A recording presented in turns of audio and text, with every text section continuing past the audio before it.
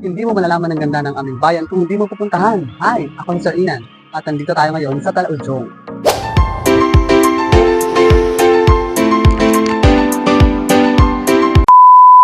So kung makikita niyo sa likod ko, no? Super ganda. Super white ng sand at lino ng tubig. Look at this lang. Diba?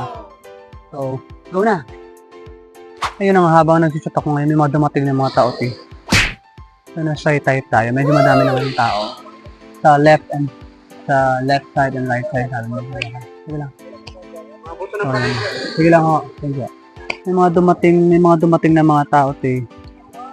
Yan. At syempre, hindi mawawala ang paglalaro ng volleyball, o, diba? Kahit saan tayo pumunta, laging dala yung bola para makakapaglaro tayo. Kasama din natin yung ating gamot, o, diba? Medicine yan.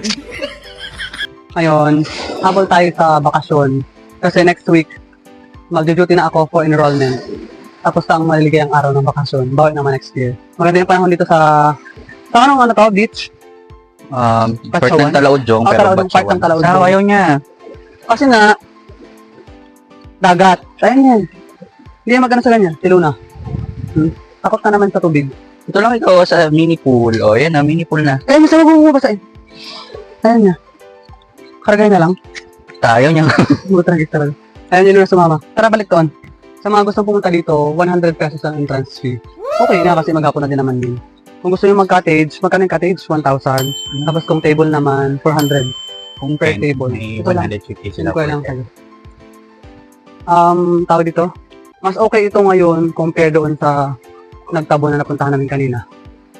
Medyo distorted na yung yung sand doon sa nagtabon kasi nga, gaya na sinabi ko kanina, may ginagawang hotel doon. Parang, basta, hindi na siya ganun ka-fresh katulad ng dati.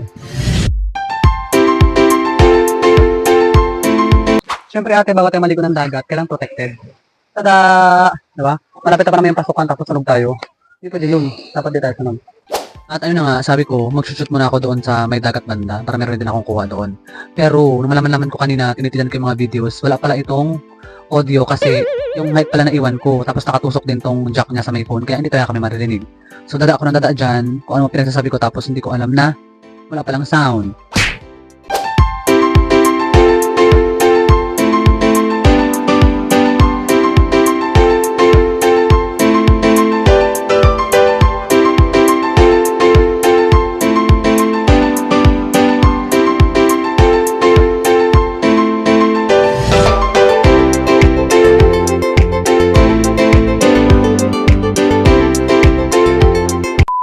At ayun na nga, time check para mag-alas 2 na ito ng hapon at medyo dumidilim na yung paligid, dumidilim na yung kaulapan sa may Talaudjong banda. Kaya nag-decide na kaming umahon at uuwi na kasi baka maabutan pa kami ng malakas na ulan. That's all, bye!